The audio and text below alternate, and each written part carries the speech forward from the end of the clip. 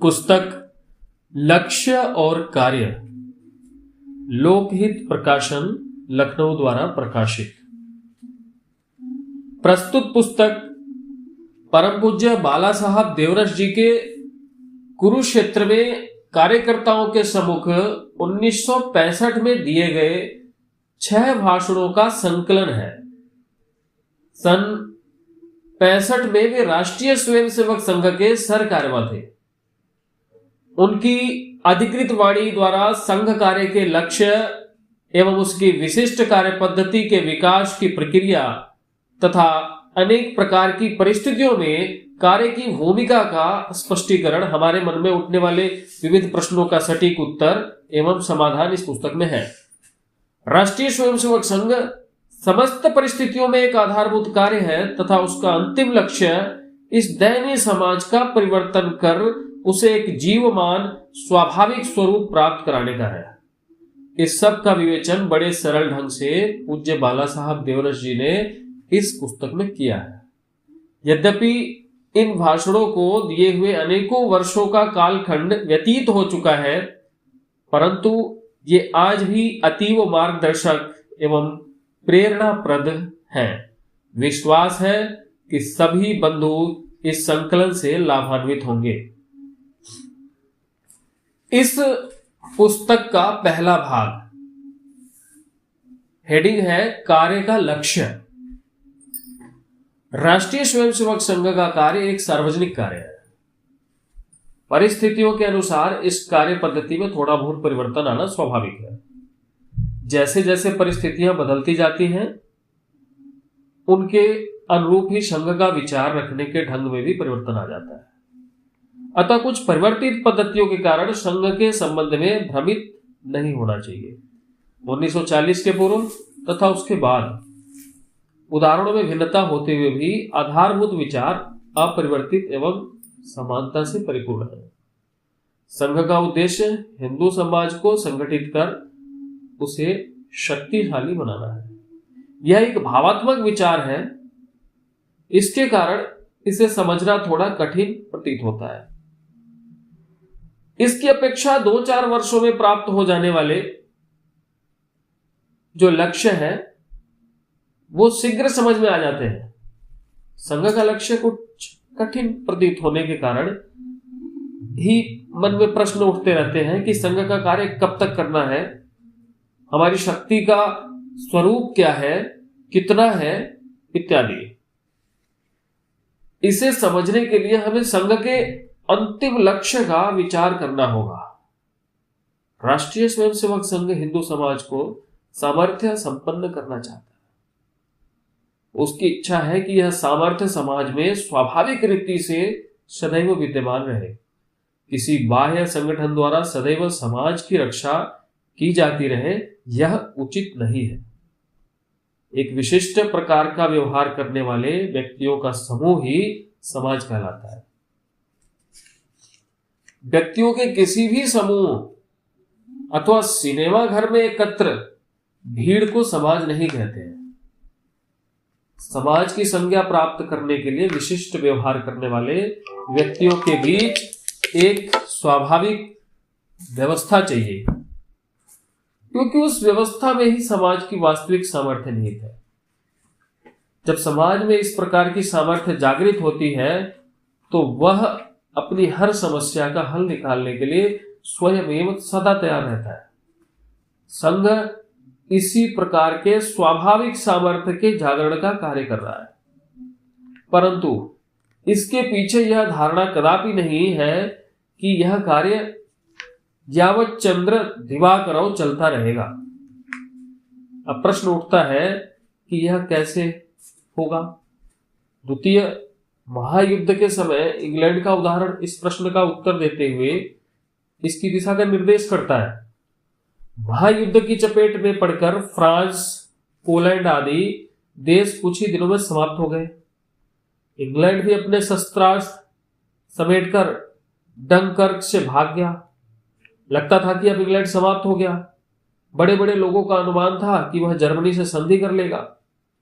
France के पतन के बाद 1940 में मार्शल पेता एवं मार्शल डेविन ने जर्मनी से संधि कर ली थी। परंतु 1945 में जब इंग्लैंड विजयी हो गया तो उन पर देशद्रोह का मुकदमा चलाया गया। उसे यह सफलता क्यों मिली? इतिहास भी साक्षी है कि इंग्लैंड की सफलता का रहस्य उसके सतत कर्म करते रहने में निहित था। कहावत भी है कि विविधता उसी की सहायता करता है जो स्वयं अपनी सहायता करता है। God help those who help themselves. वैसे तो अनेक तथ्य इंग्लैंड की सफलता में सहायक हुए, परंतु प्रमुख बात उनका साहस, दृढ़ निश्चय और परिश्रम ही था। बहुत लोग इसका श्रेय चर्चिल को देते हैं, लेकिन ऐसा नहीं है। विजय के बाद सभी संस्थाओं की ओर से चर्चिल के सम्मान में एक पार्टी दी गई। एटली जैसे बड़े नेता ने जब चर्चिल को संबोधित करते हुए कहा, आप इंग्लैंड के सिंह हैं,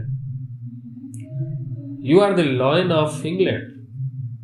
चर्चिल जैसे अहंकारी तथा महत्वाकांक्षी व्यक्ति ने उसके उत्तर में कहा था, नहीं, सिंह तो आप सब हैं।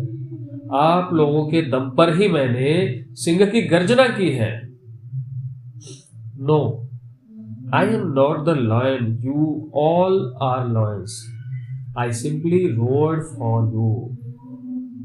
राष्ट्र का बड़प्पन जन सामान्य पर निर्भर है।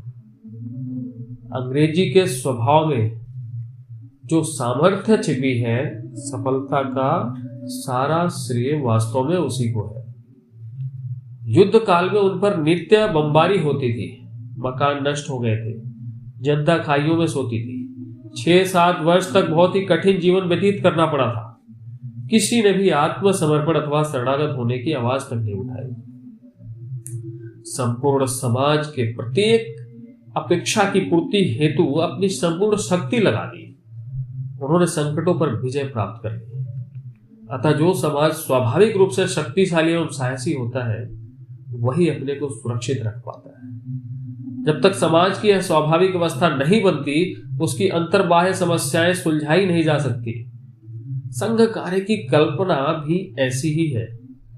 किसी भी राष्ट्र का बड़प्पन इस बात पर निर्भर नहीं है कि उसके नेता कितने महान, बुद्धिमान और बड़े हैं, वरन वह इस बात पर निर्भर करता है कि उस राष्ट्र का जनसामान्य कितना बड़ा है, कितना धैर्यवान एवं सामर्थ्यशाली है, उसका आचार, विचार और व्यवहार कैसा है। जिस समाज में लोग स्वार्थग्रस्त हों, संपूर्ण समाज और देश का कभी विचार न करते हो, उस समाज का जीवन बहुत दिन चल नहीं सकता। अपने हिंदू धर्म में इसी कारण कहा गया है कि स्वार्थ छोड़कर परमार्थ कार्य करना चाहिए। एते सत्पुरुषाः पदार्थ घटकाः स्वार्थान परित्यज्यते। इसी प्रकार सामान्य पुरुष वही है जो पदार्थ का उद्यम करता है, किंतु उसमें अपने स्वार्थ का अविरोध देखता है। सामान्यस्तु पदार्थ उद्यम भृतः स्वार्था विरोधे नये। इस प्राचीन व्याख्या के अनुसार सामान्य मनुष्य को भी परार्थ उद्यम करना चाहिए। स्वार्थ में लीन व्यक्ति को राक्षस, ते मनुष्य राक्षसा, ये स्वार्थहर्ता, ऐसा कहा गया है। जो मनुष्य स्वार्थ करता है वो राक्षस जैसा है। जहां का सामान्य व्यक्ति स्वार्थ रहित हो जाता है, उस समाज में सहज एवं स्वाभाविक सामर्थ्य उत्पन्न हो जाता है। England, Germany, Israel, Japan, Bharat आदि देशों के पुनर्निर्माण का इतिहास द्वितीय विश्व युद्ध के बाद प्रारंभ हुआ है। जर्मनी ने इन वर्षों में पहले भी अधिक आर्थिक उन्नति कर ली है। जापान और इजराइल ने भी चमत्कार कर दिखाया है। इजराइल निवासी यहूदियों का हाल पुराने जमाने के लाला लोगों के समान रहा है।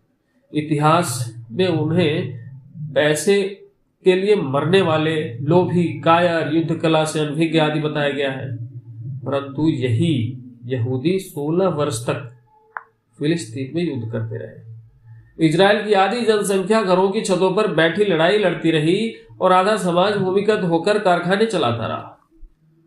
उन पर अरबों का भय सदैव बना रहता था।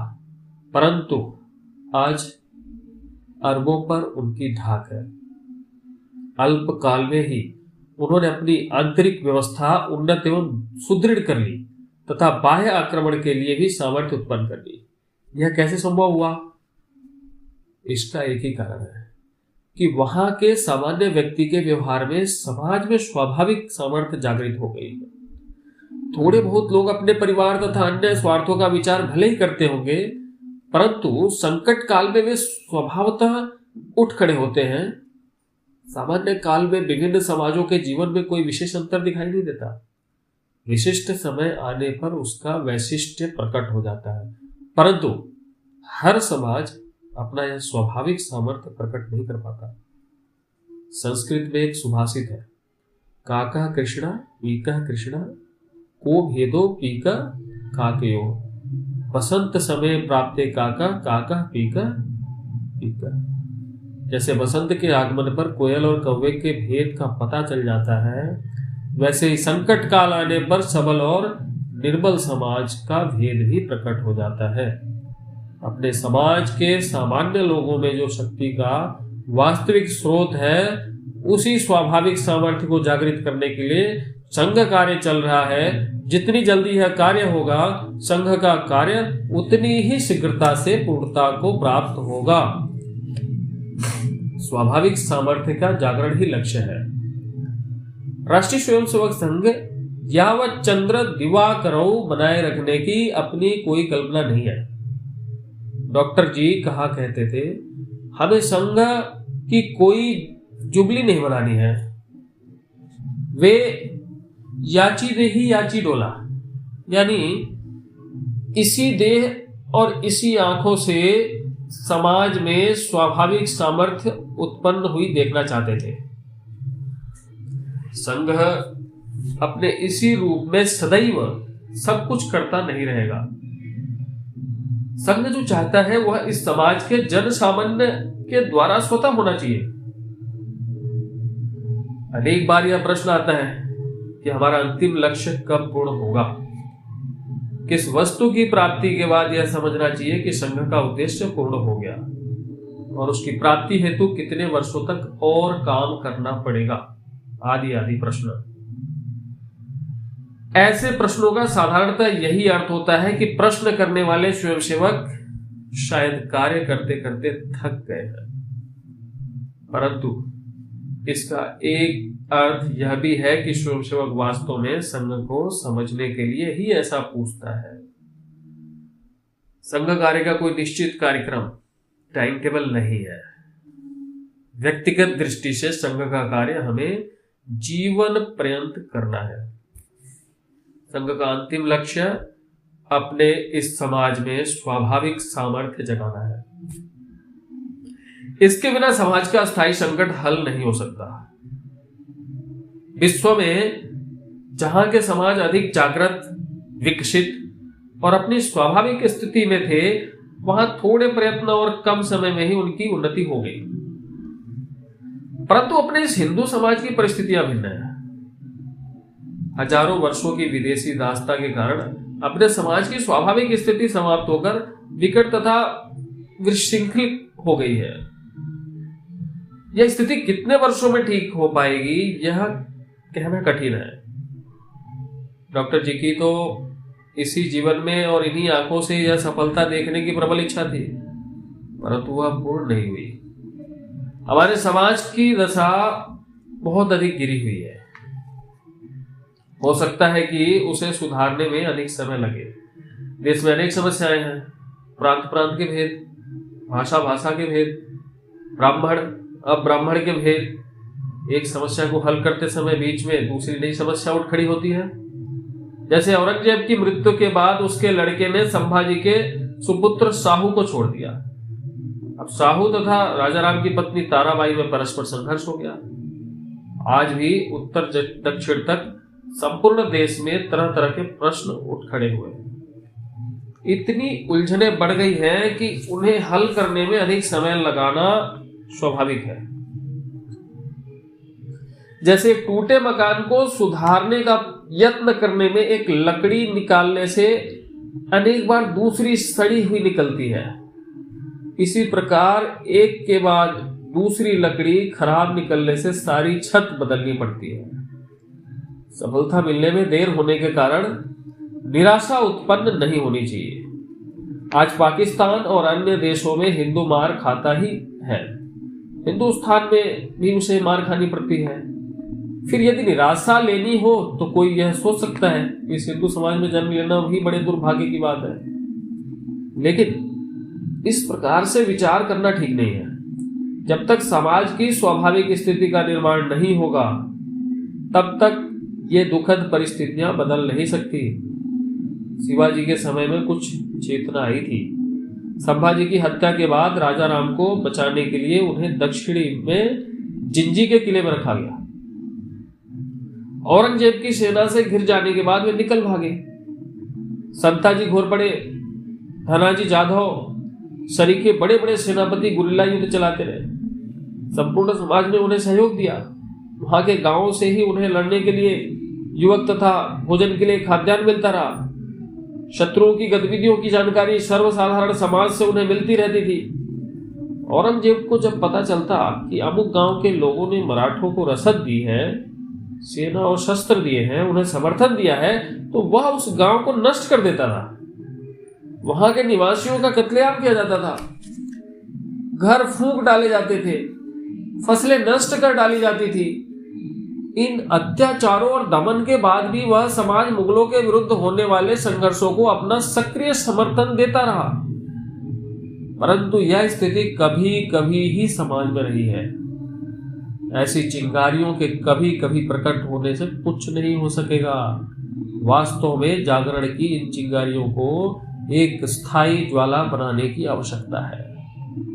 हजारों वर्षों की विदेशी दास्ता के काल में हमारी श्रेष्ठ परंपराएं टूट गई और हमारे समाज का पतन हो गया। इसका विचार छोड़कर केवल आगे की ही सोचते जाना उचित नहीं है। हमारे पतन का कारण, इस पतन के संबंध में अनेक प्रकार के विचार रखे जाते हैं। कोई कहता है कि दास्ता काल में लंबे संघर्षों के कारण सर्वसाधारण समाज में निराशा व्याप्त हो गई। किसी का मत है कि वर्ण व्यवस्था भंग हो जाने से ऐसा हुआ है। ऐसे ही अन्य विचार भी रखे जा सकते हैं, परंतु सच्चाई क्या है? अब हमारे समाज का सहज स्वाभाविक स्वरूप समाप्त हो गया है। तभी ये विकट समस्याएं हमारे सामने उत्पन्न हुई है। इन्हें हल करने के लिए समाज में स्वाभाविक शक्ति का निर्माण करना आवश्यक है। संघ का कार्य तभी पूर्ण होगा जब समाज में स्वाभाविक सामर्थ्य के निर्माण की परंपरा बन जाएगी। इंग्लैंड में यह सामर्थ्य एक परंपरा से मां के दूध के साथ चली आ रही है। वहां नाटकों, सांस्कृतिक कार्यक्रमों, सिनेमा, शिक्षा आदि के सभी माध्यमों में सबको एक ही प्रकार के संस्कारों में ढाला जाता है। यूरोप के देशों में औद्योगिक क्रांति हुई। अमेरिका आदि देशों में कॉलोनाइजेशन हुआ, परंतु उन्होंने अपनी आंतरिक शक्ति को सदैव बनाए रखा। इंग्लैंड में जिस क्लाइव को गुंडा माना जाता था और पिंड छुड़ाने के लिए उसे भारत भेजा गया था, वह यहां अंग्रेजी साम्राज्य का संस्थापक बन गया। जिन देशों में मां के दूध के साथ संस्कार मिलते हैं, वहां क्लाइव जैसा गुंडा भी देश के लिए बहुत उपयोगी बन जाता है। और एक उदाहरण मलाया का है। वहां एक कारखाने में चीन के श्रमिकों ने बलवा कर दिया। उनकी संख्या अधिक होने के कारण अंग्रेज कलेक्टर डर के मारे 3 दिन तक बैठा रहा और बाहर से काफी सेना के आने के बाद भी वह वहां गया। किंतु तब तक एक दूसरे कारखाने के यूरोपियन मैनेजर ने, जिसके पास केवल 2 पिस्तौलें थी, अकेले वहां जाकर गोलियां चलाई और बलवा शांत कर दिया। इस घटना की जानकारी प्राप्त होने पर उस कलेक्टर को कार्यमुक्त करके इंग्लैंड भेज दिया गया। उसकी पत्नी ने भी यह कहकर उसे तलाक दे दिया कि ऐसे कायरों को मैं अपना पति स्वीकार नहीं कर सकती। अत्यधिक विलासिता का जीवन बिताने वाले इंग्लैंड में भी ऐसा आदर्श केवल इसलिए उपस्थित हो सका कि उन्हें देशभक्ति का उत्कृष्ट संस्कार स्वाभाविक रूप से मिलता रहता है। चरित्र के संस्कार आवश्यक। आज भारत में इससे भिन्न स्थिति है। यहाँ का सामान्य व्यक्ति ऐसा नहीं है। यहाँ चरित्र के संबंध में भी एक विचित्र कल्पना बनाई गई है। कोई व्यक्ति क्या खाता है, कैसे रहता है, क्या पहनता है, स्त्रियों की ओर किस प्रकार देखता है, आदि आचरण को ही चरित्र मान लिया जाता है। वास्तव में यह एक बहुत बड़ा विषय है। समाज और राष्ट्र का विचार तथा इसके लिए अपना सब कुछ अर्पण करने की सिद्धता भी चरित्र का प्रमुख अंग है। वाटरलू के युद्ध में नेपोलियन पर इंग्लैंड की विजय के बारे में ऐसा कहा गया है कि the battle of Waterloo was won on the playground of Eton. Waterloo का युद्ध एटन के खेल के मैदान में जीता गया था। इसके लिए बाल्यकाल में मां का दूध, पिता की शिक्षा, खेल के मैदान, पाठशालाओं आदि सभी ओर से संस्कार निर्माण करने की परंपरा उत्पन्न होनी चाहिए। जब तक ऐसा समाज तैयार नहीं होता तब तक हमारे देश में संघ जैसी विशिष्ट संस्था के विशिष्ट प्रयासों की आवश्यकता है। इस स्वाभाविक स्वरूप के निर्माण का कार्य संघ के अतिरिक्त और कोई भी नहीं कर रहा है। सभी ने इनकी ओर दुर्लक्ष्य किया है। समाज में स्वाभाविक शक्ति निर्माण करना ही अपने अंतिम लक्ष्य की भूमिका है। इसे ठीक से समझे बिना अनेक शंकाएं खड़ी हो सकती हैं। दैनंदिनी संघ शाखा की कार्य पद्धति इसी लक्ष्य को पूर्ण करने के लिए है। अपने यहाँ अनेक परंपराएं टूट गई हैं, समाज अस्त व्यस्त हो गया है। इसी कारण सुधार योजनाएं भी सफल नहीं हो पाती। योजनाओं की पूर्ति जहां प्रयास और परिश्रम पर निर्भर है, वहीं समाज की स्थिति पर भी निर्भर करती है। आज शंकराचार्य के समय जैसी स्थिति नहीं है। जन जागृति ज्ञान दान का कार्य शिथिल हो गया है। हजारों वर्षों से समाज इसी दुर्व्यवस्था में पड़ा है। छिन्न विच्छिन्न समाज को स्वाभाविक अवस्था में लाने के लिए कोई निश्चित अवधि निर्धारित नहीं की जा सकती। हमारा कार्य अत्यंत आवश्यक है, अतः इसे करना ही है। और इस कार्य में 2 पीढ़ी लग चुकी है, कितनी और लगेगी यह सोचना अपना विषय नहीं है। हमें तो निरंतर कार्य करते जाना है। अन्य योजनाएं पूरक हैं, अपना कार्य मुख्य है, आधारभूत है। संघ की कल्पना यही है कि एक ऐसा समाज जीवन उत्पन्न हो जिसका जनमानस समाज विमुख तथा स्वाभाविक एवं सहज सामर्थ्यवान बनकर अपने समाज का पोषण स्वतः स्वेच्छापूर्वक सतत करता जाए। ये है लक्ष्य और कार्य पुस्तक का भाग 1, जिसमें कुछ मेन हेडिंग थे। भाग 1 का जो मेन हेडिंग है वो है कार्य का लक्ष्य, और इसमें जो इसके छोटे छोटे हेडिंग हैं जैसे राष्ट्र का बड़प्पन जन सामान्य पर निर्भर, और दूसरा है इसमें स्वाभाविक सामर्थ्य का जागरण ही लक्ष्य, तीसरा हमारे पतन का कारण, चौथा चरित्र के संस्कार आवश्यक। इस तरह से ये भाग 1 खत्म हुआ। भाग 2 देखने के लिए चैनल को